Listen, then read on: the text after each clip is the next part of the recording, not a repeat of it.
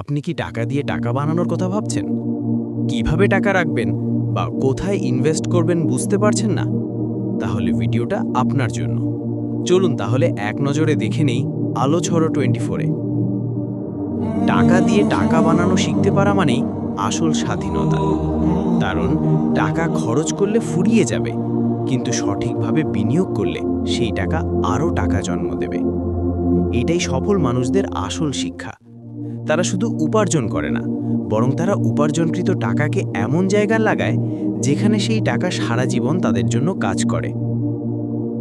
টাকা দিয়ে টাকা বানানোর রহস্য: খরচ নয়, বিনিয়োগ শিখুন। অনেকে টাকা পেলেই খরচ করে ফেলে, বিলাসী জিনিসে, অপ্রয়োজনীয় কাজে। কিন্তু জ্ঞানী মানুষ সেই টাকাকে বিনিয়োগ করে ব্যবসায়, নতুন দক্ষতা শিখতে, সম্পদে, যেমন ল্যান্ড, স্টক, গোল্ড ইত্যাদি। 2.